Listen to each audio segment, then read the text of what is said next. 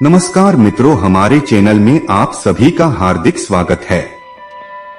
भारत में कई ऐसी जगहें हैं जो रहस्यमयी हैं।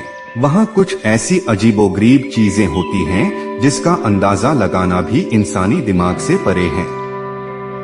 ऐसा ही कुछ होता है असम के एक छोटे से गांव जतिंगा में। यहाँ हर साल अगस्त से सितंबर के बीच एक अजीब घटना घटती है। इस समय के दौरान यहाँ देश भर से सैकड़ों पक्षी आते हैं और एक साथ आत्महत्या कर लेते हैं। इसी वजह से इस गांव को पूरी दुनिया में जाना जाता है। दुनिया भर के वैज्ञानिक इस बात पर रिसर्च कर रहे हैं कि आखिरकार इस गांव में ऐसा क्या है कि सभी पक्षी आकर यहीं प्राण त्याग देते हैं।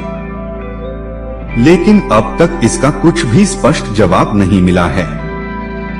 ऐसे तो असम के उत्तरी कछार हिल्स जिले में सैकड़ों गांव हैं, लेकिन पहाड़ियों और पठारों से घिरा जतिंगा गांव इन गांवों से अलग है। इस गांव में रहने वाली 1200 जातियां जो आदिवासी हैं, वहां आज भी गुमनामी में जीती हैं। इनका गुजारा जंगल, मुर्गी और पशुपालन से होता है।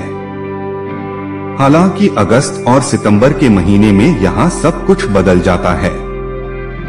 दुनिया भर से लोग यहाँ पक्षियों के रहस्यमयी सुसाइड को देखने आते हैं और कई रिसर्चर अभी यहाँ शोध करने के लिए आते हैं। लेकिन इतने रिसर्च के बाद भी आज तक इस पहेली का कोई विशेष हल नहीं निकल पाया।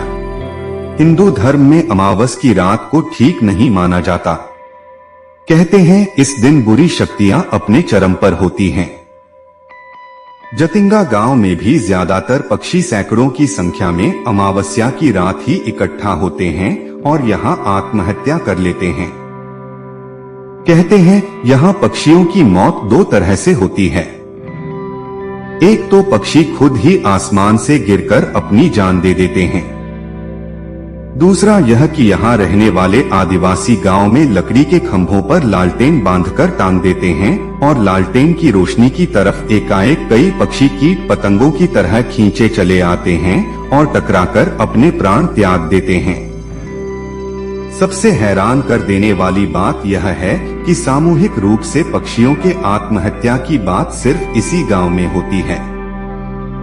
यहाँ से महज 2 किलोमीटर दूरी पर एक दूसरा गांव है, वहाँ पक्षी ऐसा कुछ नहीं करते हैं।